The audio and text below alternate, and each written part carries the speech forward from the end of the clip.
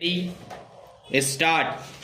The court found that the aforesaid scheme, being a voluntary scheme introduced by the Government of India, has provided that if the dispute and demand is settled by the authority and pending proceedings were withdrawn by an importer, the balance demand against the importer shall be dropped and the importer shall be immune from any penal proceedings under any law. The court also came to the conclusion that under the Customs Act 1962, the appellant have been discharged and the scheme granted them immunity from prosecution.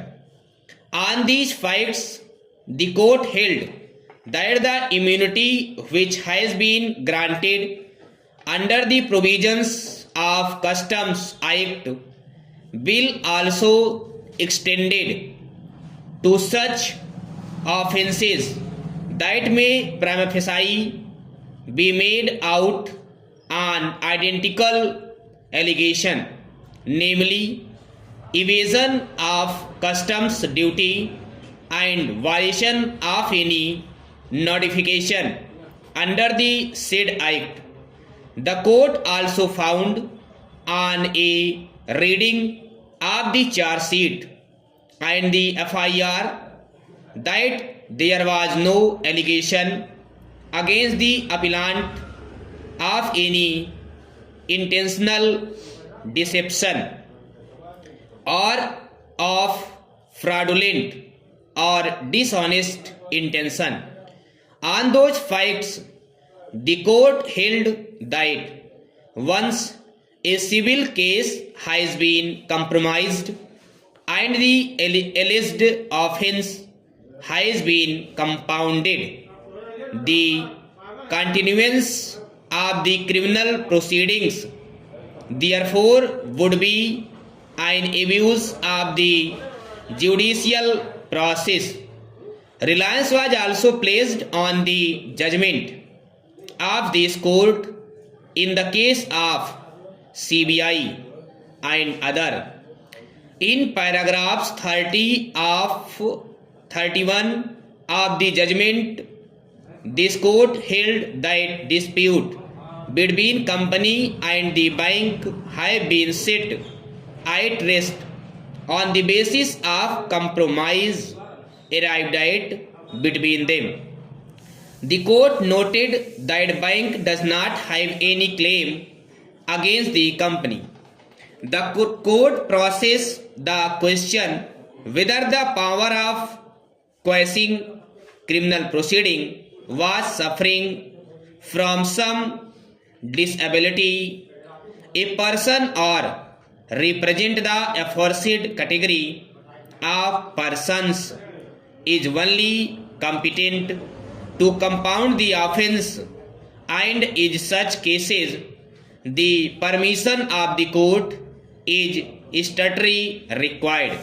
Section 320 clause 4 clause B also reiterates the same principle by providing that when a person who is otherwise competent to compound an offence is dead, his legal representatives as defined under the Code of Civil Procedure may, with the consent of the code, compound such offence. Therefore, representation of the person compounding has been statutorily provided in all situations.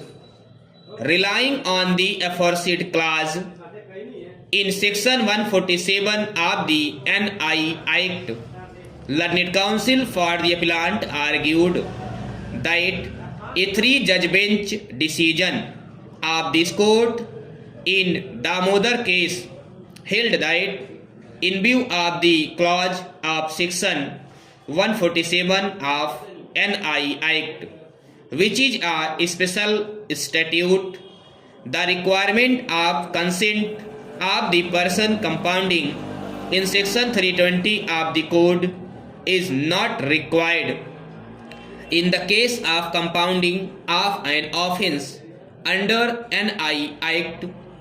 This court is unable to accept the aforesaid contention for various reasons.